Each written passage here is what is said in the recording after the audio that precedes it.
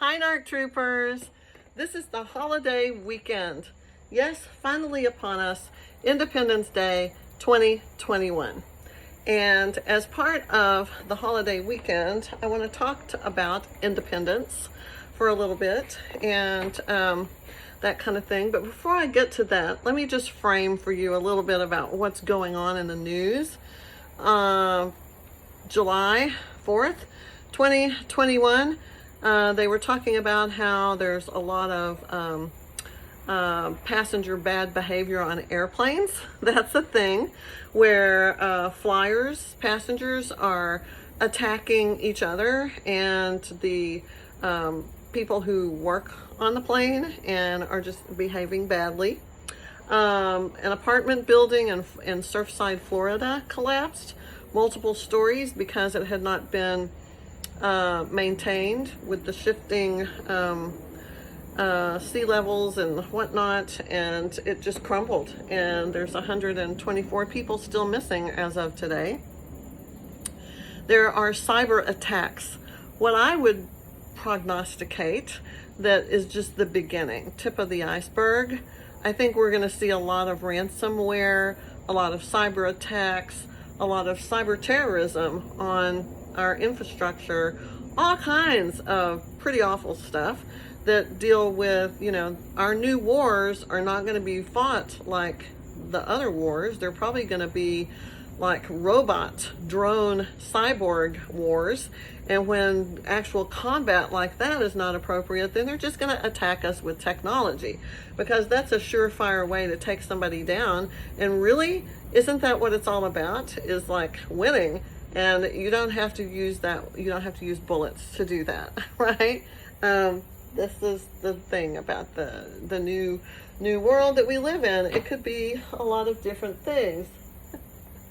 My cat's over there making noise. So we've got the cyber attacks and ransom attacks and all of that kind of stuff. The collapsed building, the fires in California. They're banning a lot of things in the West because of the fires and the heat wave that was out there. Yeah, it was 115 degrees in Portland and Seattle last week. And, that never happens. Those people don't even have air conditioners because it just doesn't get that, it doesn't get that warm there. But it is now because of climate change. They were talking about Mont Blanc in the French Italian Alps. They're in Italy, I believe it was. They're covering it with miles of fabric to reflect the sun and try to save up to like 60 or 70% of the snow that's on Mont Blanc, because it's melting at such a rapid rate. They say in the next 60 to 70 years, probably, there will be no more snow-topped mountains, no more glaciers, no more polar bears, no more ocean, no more any of that. And so it's not like it's slowly coming. When it starts happening, it builds up speed, right? It's like a snowball rolling downhill. It picks up speed and momentum as it rolls and becomes more catastrophic as it rolls. So those are some of the things that are happening in the news. I'm sure that there's a whole lot other. I'm not going to get into the whole hot topics of the day, but that's just like if you turned on the news this weekend, you would hear something about those things. So I was talking to one of my clients it wasn't in my support group. It was just a person that I have been working with to try to help him come to terms with his narcissist girlfriend, who recently discarded him and did the whole number, on his head. And he's in that shock and despair part of this, in the first weeks and months following the discard. He's in that place. And I said, I'm going to offer you all these resources. This is what I want you to do. I want you to try to stop obsessing about what she's doing, why she did it, all that, like how to fix it, because you can't. So in order to accept it, you need to educate yourself about it. And there's a learning curve, and he's at that place where he needs to be in that learning curve, learning about the stuff. And I said, some great sources. There's YouTube videos. I like Sam Vaknin. He is a narcissist, so you get it from the the real deal. Who better to talk about it than a person who's an educated PhD college professor, but who is also a narcissist? And so I listened to his YouTubes. I suggested Melanie Tanya Evans.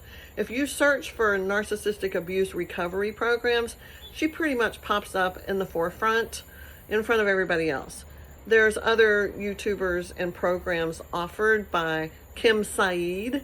I bought hers in the first months of trying to help myself in the beginning of my discard 2 years ago. She has something called Breakup Boot Camp or something like this that Kim Saeed does. That's a pretty good program. Dr. Ramani does a lot of videos about narcissism that are very educational. Lisa Romano up in the Northeast. She's awesome. She sprinkles in a little stuff about energy into her discussions on her YouTube videos. But there, and I could go on and on. Rhonda Freeman and, like lots of different programs and people who that's their thing. Like my mission in life now is to be like them. They're the big guys. I'm just the small potatoes. And I'm trying to put myself out there and say I'm a reputable source of researched factual information and education and insight about this whole thing. And as an extra added bonus, I sprinkle in my own story because, yes, I'm going through it with you right now. Most of these people that I'm talking about went through it like quite a while ago. They're past it. They're healed. They have recovered happily ever after for them. Some of them have remarried. It's been years since this happened to them. For me, it's barely been 2 years. I'm still in it. I'm still, going through it. I have not reached that point where I say, whoa, I'm done, I'm healed, I'm free at last. I can go on and lead my life and be a normal person and fall in love with somebody else. And I'm not there. I'm not there. And the beauty of that is that with whatever I share, I put my own authentic experience in there so you can kind of see a very raw and honest, and I believe in radical candor. That's an actual thing that I am proud to say that I am a believer in. Radical candor. Just tell the truth, the whole truth, and nothing but the truth. It's all about truth, guys. After you've been with a narcissist, sociopath, psychopath, disordered person, your truth gets stretched and twisted more than taffy in a candy shop. It gets turned on its head. And so by the time you've been gaslighted and you have cognitive dissonance and all of this stuff, you don't know up from down from sideways. You really don't. You're just like discombobulated and everything is just really weird. So we have to stay close to the truth. And the truth sometimes hurts and it's ugly and it's uncomfortable and all of that, but it's important. So I was giving this person, this client of mine, this list of YouTube videos. I said also, one of my favorite sources to learn about stuff and to find my tribe, other like-minded people who are going through the same thing, is Quora. If you don't know Quora, go to Quora and go to one of those subgroups on narcissism, join the group and start reading. There are some excellent writers. A couple of them are, guess what? Yep, narcissist. Kate Fess and Sophia Bell, Robert Torbay, others like that. Excellent writers. They tell you what's up. What's up. And in ways with better words than I could ever do. So, yeah, check it out on Quora. Sophia Bell. She's just, tells the truth in your face. Sometimes hurts. You read it and it's like, oh, ouch, yikes, oh, painful. But you know what? It's truth. And this is what this is all about, is we're chasing the truth. We're chasing the truth. We're trying to grab it, claim it, own it, keep it close to us, right? The truth is everything, guys. You cannot be, what do we want to say? You know, like delusional. You can't allow yourself to be in denial or any of those terrible D words. Don't do it. Don't do it. So I recommended these things to this person, and I said, you know, there's YouTube. Join a group on Facebook. There's so many narcissist recovery groups on Facebook, and you ask to join. You tell them why you want to join, like, yes, so-and-so was a narcissist and ruined my life, blah, blah, blah. And then they let you in, and then you can start reading what they post. They ask questions. They give information. I post on there my articles. It's a great place to go because you know what? That's where you find your people. That's where you find your tribe. And you need them. They are instrumental for your recovery. If you're going to try to get through this, you know, a lot of traditional medicine, they just want to throw prescription drugs at you. Take this, take some Klonopin for your panic attack, take some SRI blockers for your mood disorder, you know, being all dysregulated, but you know, you feel like you're crazy, even though it's your partner that was not right in the head that did this to you. And so it's a mess, and that's their answer, just give you prescription drugs. And there's a time and a place for that. Sure there is. And sometimes you need it. I could not have survived the first 6 months if I had not microdosed Klonopin all through the school day. That's how I got through those first 6 months and kept teaching and being my best self for my students.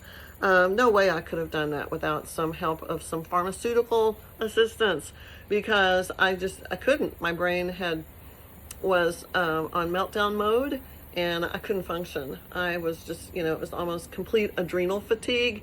It was a complete biochemical clusterfuck. It was bad. It was really bad. So you got to find these people who know what is happening. You can't just trust physicians to throw prescription drugs at you. You can't just trust your therapist to know what's going on, because a lot of times they're going to do sort of like a one size fits all, where they say, oh, you got the 7 stages of grief and you have to do that, or 5 stages or whatever. And some of them even try to get you to work the 12-step program. That's great. I'm a firm believer in 12-step programs. Yes, they work. You probably need that because you're probably addicted to your narcopath and having a hard time with all of letting go of that addiction, that dopamine hit from the abuse cycles that we'll talk more about that at another time. But yeah, you need to have therapy, but they might not know about it. You have to find a person who understands narcissistic abuse recovery. And if they don't, sometimes they say, oh yeah, I know, I've worked with trauma. It's not the same. No. You know, it took me a while. I went through 2 different people. On the 3rd one, I found someone who was marginally versed in it. I felt like I knew more about it than they did, but it was a good jumping off point. And that was really important. So you have to gather all these people around you for support. They become your tribe. They have, you know, it's sort of like you're in the same club, right? You're going through the same horror show as they are, and you have that common thing that sort of binds you together. So I want to get back to what I was talking about with this guy. So I told him, do all these things, and he's like, I can't, because at the end of the day, I still want to be with them. And the question he asked, why do I want to be with her? Why do I want to be with her when I know what she is, and I know it's going to harm me, but I just cannot acknowledge that. I just can't acknowledge that. I can't stop thinking about her. I want to go over there right now. And he's like a couple of months past this breakup, and still just in knee deep, eyeball deep in the suffering and the panic and the desperation. And so I gave him all the resources. He said, I can't use them. because I just can't stop. And so when you get to that point, that's what I want to talk about. We want our independence, right? Isn't that what we're striving for? We want independence from the bondage, this trauma bond that we have with the narcissist. We want our freedom to have a life that we have ownership of, where we don't have to seek validation outside of ourselves from the narcissist, or from anyone else for that matter, because we know how to provide it for ourselves. And I resisted this because I was just like, no, I love myself. I know myself. I know what I like, what I don't like. I'm a moral person. I believe in fidelity and monogamy, and none of this like whoring around and calling it ethical non-monogamy or polygamy or polyamory or whatever. I have a very strong moral compass that is traditionally, biblically moral, according to ethics and virtue and all of that, ancient philosophy even, where they espouse the benefits of fidelity. It's like that word is, like part of everything. It's like important, right? We have diluted all of these value system in our society today so that none of these things matter anymore. We can just go have sex with random people whenever we feel like it, wherever we feel like it, whatever. It's all good. We're all just friends and with benefits or whatever. No, you got to do better. You got to think about that, because that's the kind of stuff that sort of corrupts your soul and eats at you in a way that it diminishes you and your spirit and your virtue as a human being. So I said, part of that is you have, for me, yeah, I love myself. I knew myself and all of that. But I said, why can't I just want to have a person, him, my narcopath, to share things with, to say, hey, come here and look at this, or take a bite of this. Do you like that? Or what do you want to do? Where do you want to eat? Where do you want to go? Let's watch this. What do you think about what happened on episode 6? Going on vacation. Hey, let's drop into this museum and look at this. And what do you think this artist was trying to say? Having somebody to do all that with and bounce that off of, and to talk about the day and sit out here on the patio at the end of the day and say, what's happening? What's going to make you happy? What can I do? What was your day like? And what do we do here? Like to help each other, support each other, be here for each other. And I want that. And this guy wants that with his narcissist. But here's the key point. It's okay to want that. It's okay to be a person who believes that there's one person that you want to partner with, and to be with that one person, and then they're like your forever partner. In fact, in my opinion, that's how everyone should be, right? Is that they should be a one person, and then devote everything to that one person, because that's just, anyway. But neither he nor I have managed to be able to accomplish that. And I think it comes back to independence. Let me just like come full circle and say what I want to say about independence. Independence is freedom. And you are not free as long as you are tethered to the narcissist. You're not free. And they contaminate you in every way imaginable. They just contaminate you. And it's like a poison, a slow poison. It's venomous.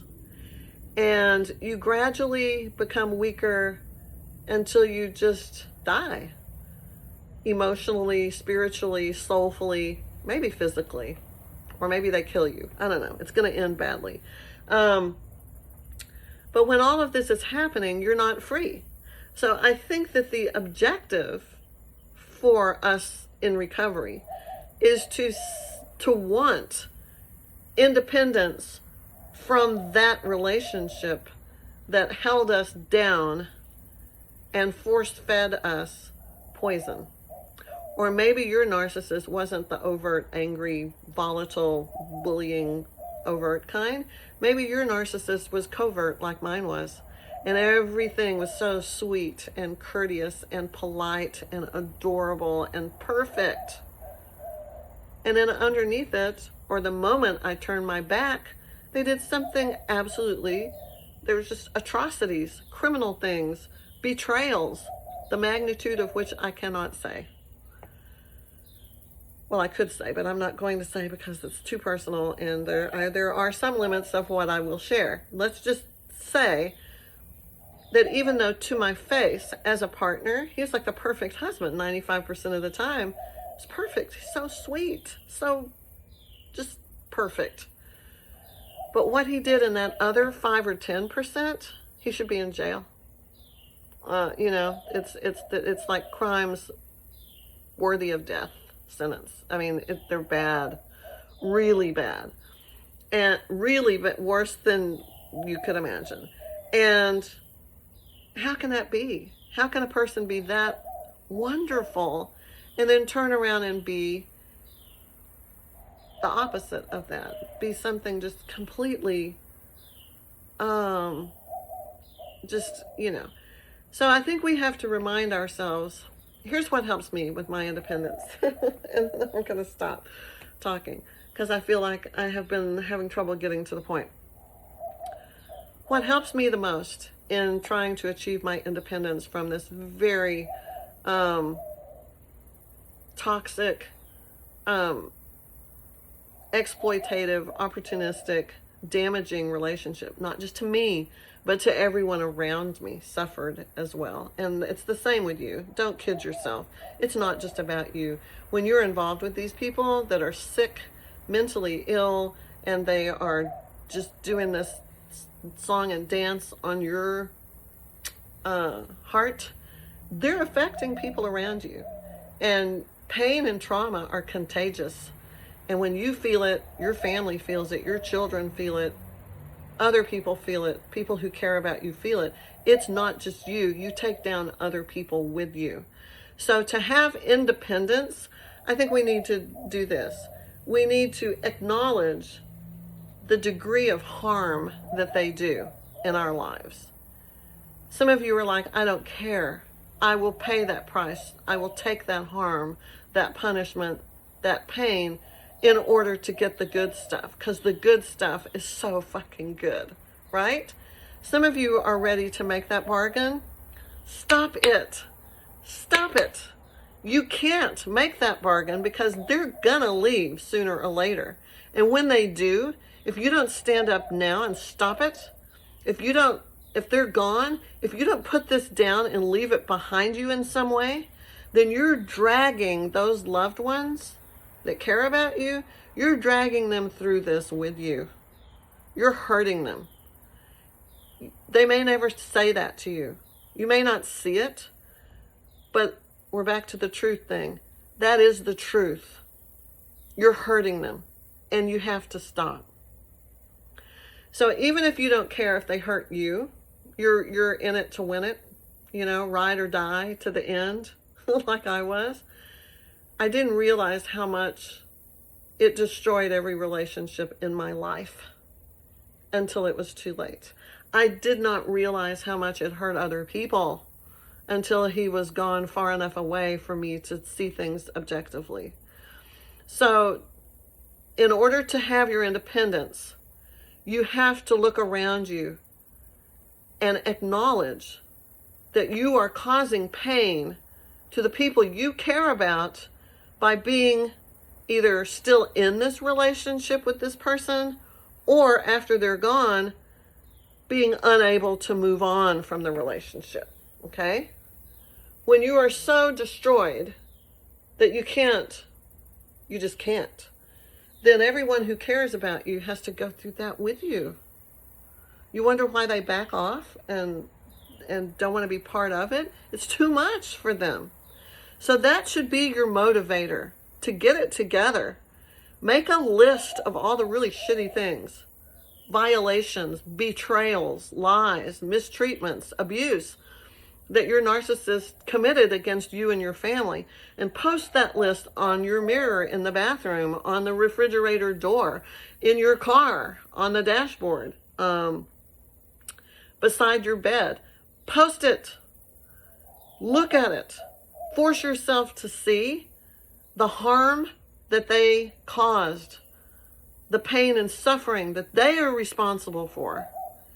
And then tell yourself, no, I'm not going to perpetuate this. I'm not going to linger in this. I'm not going to marinate and wallow and suffer for the next 10 years over this person and let them hijack my future, because there are people who care about me and they are suffering. The other thing that helps me the most, that's one thing that motivates me to claim my independence and say, I'm done. The other thing that helps me the most is to remember they, the narcissists, they are mentally ill. Their brains don't work right. They don't have gray matter. They don't have enough of it to be able to have emotions like real human beings do. You're asking them to be something and give you something they can never do. How silly is that? How foolish is that you're expecting them to just get well? Just to snap out of it? They're mentally ill. They're damaged. They're sick people. They can't. It's not that they won't. Well, that's part of it. But more importantly, even if they wanted to, they can't. And the important thing to remember, they don't want to, because they don't care about you. Not genuinely, authentically, like humans are supposed to care about each other with mercy and compassion and empathy. They don't have that. They don't have the ability to feel it. And you know what else? They don't have empathy for your suffering. They don't care that you are crying and you're on your knees and that you are begging and that you are ripping your heart out and just bleeding all over the place. They don't care. They have erased you, forgotten you. They have this selective amnesia that just comes over them, and click, delete, done. Don't fool yourself.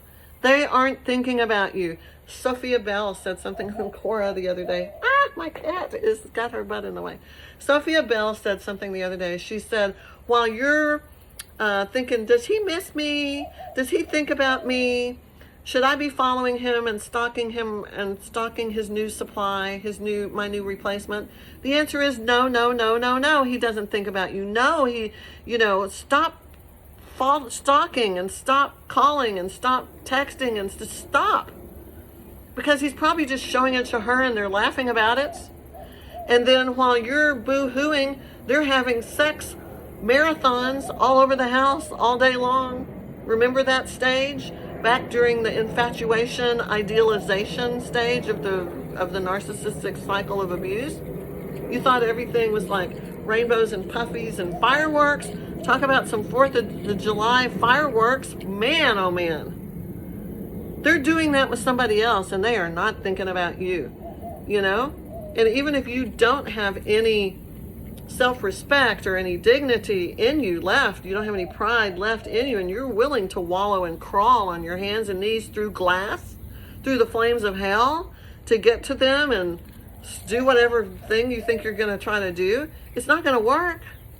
They don't care about you. They have forgotten about you. Out of sight, out of mind.